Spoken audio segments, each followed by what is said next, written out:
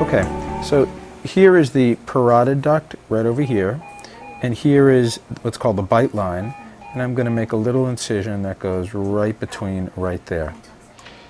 Okay, the key thing about the injection here is you want to make sure that you do not get into the deeper layers, and you just are nice and superficial. Okay? Because if you get into the deeper layers, you can distort the tissue, and then you won't be able to see anything. So it's just what's called in the mucosa. And what is it that you're injecting? This is 1% lidocaine, 1/8% marcaine, and 1 to 100,000 epinephrine. There you go. And its purpose is? Purpose is to numb the area as well as to make it so that it doesn't bleed. Okay, the trick here is to make an incision, and you want to make it through mucosa alone, going right down to the muscle itself, but not through the muscle. There you go. Let's just dry that up. It is very important to make sure that there's no oozing of any blood. Okay, so you can see this now. And then a little blunt dissection through the muscle itself, going vertically, will get me into the pocket here that has the buccal fat. And now you can see it real deep down there. It's a nice yellow area, and I'm going to just pluck it up like this, and there it becomes. It just sort of comes right out, and as you can see, it's a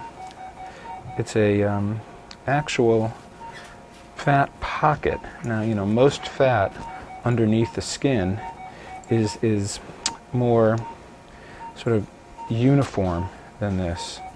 This is an actual pocket of fat, and you tease it out from different areas. It eventually comes to sort of a stalk. And when it doesn't come out anymore, is when you know that you're pretty much at the right spot. Post-operatively, patients may be a little swollen. And that's why it's so important to meticulously remove this fat without any swelling whatsoever. Otherwise, the patient can develop a little collection of blood, and that collection of blood can sort of create this small little raisin or grape, or even a soft, or even a golf ball sized little lump. And there's a little bit more here that just popped out. You can see that, and we'll grab that as well.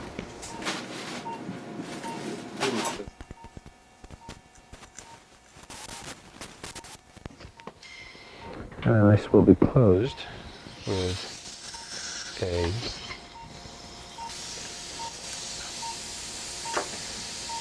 suture, and then we let it pop in.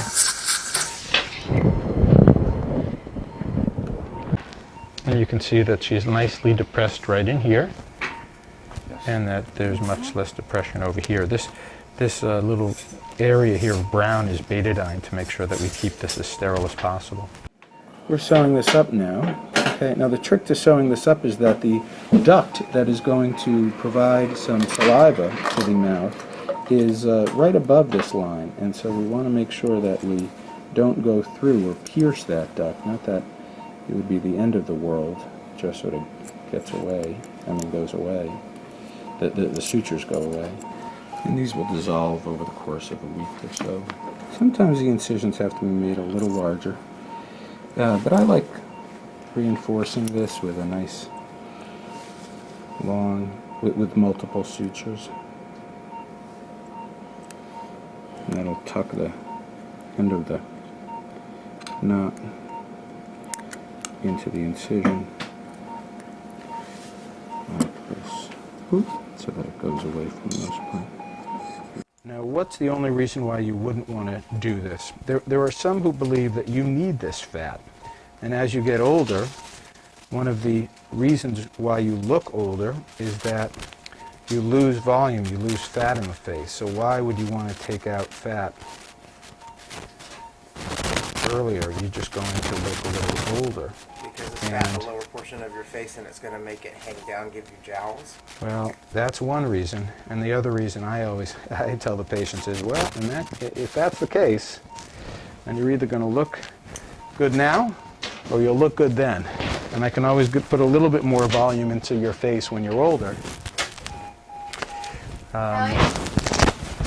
And I would say every patient requires to have it done now.